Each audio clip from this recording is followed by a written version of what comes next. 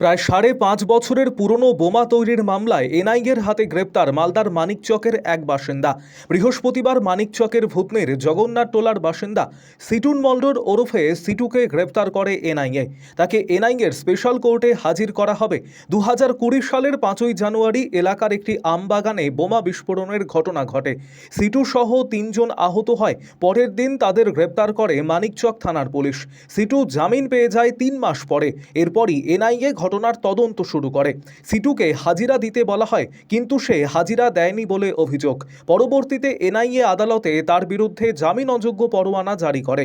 অবশেষে এদিন তাকে গ্রেপ্তার করে এনআইএ। সিটুর আইনজীবী বলেন, আগে বাকি ২ অভিযুক্তকেও গ্রেপ্তার করেছিল এনআইএ।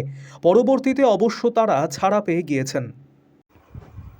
আরও আপডেট থাকতে আমাদের ভিডিও শেয়ার ও ফেসবুক পেজটিকে লাইক করে ফলো করে দিন। আজকে এনআইএ কি কেসে একজনকে কলকাতা স্পেশাল কোর্টে নিয়ে যাচ্ছে?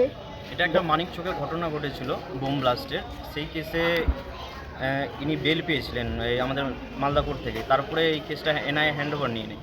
হ্যান্ডওভার নিয়ে নেওয়ার পরে ওনারা ইনি অ্যাপিয়ার করেননি, তার জন্য ওয়ারেন্ট হয়েছিল। ওয়ারেন্ট হয়ে প্রোক্লামেশন হয়ে গেছিলো। তারপরে ওনাকে অ্যারেস্ট করে আজকে ট্রানজিট রিমান্ডে 3 দিনের প্রেয়ার করেছেন আর 3 দিনই এলাও হয়েছে। গল্পটা কি? একটা আমবাগানে বোম ব্লাস্ট হয়েছিল, তার জন্য এনাদের বিরুদ্ধে একটা কেস স্টার্ট হয়েছিল। বোম কি বানাচ্ছিল? বোম অ্যাকচুয়ালি হচ্ছে যে এই কেসে আরও 2 জন যে আসামি আছে তারা এনআই থেকে অ্যাকুইটাল হয়ে গেছে, মানে ওনাদের প্রমাণ হয়নি কেসটা। উনি অ্যাবসকন্ড ছিলেন বলে ওনার কেসটা ট্রায়াল হয়নি। এটা কত সালের ঘটনা? এটা 20 সালের ঘটনা। নাম কি না? এনার নাম হচ্ছে সিটুন মণ্ডল। তখন কজনের বিরুদ্ধে কেস হয়েছিল? তখন হয়েছিল 3 জনের বিরুদ্ধে। 3 জনের মধ্যে ইনার নাম ছিল? হ্যাঁ, এনার নাম ছিল। বাকি দুজন? বাকি 2 জন অ্যাকুইটাল। বলছি আজ কোন কোর্টে হলো?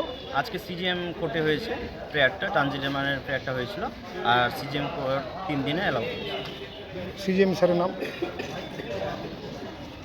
আপনার নাম বলুন। আমার নাম হচ্ছে শেখ আফাউল্লাহ, মালদা।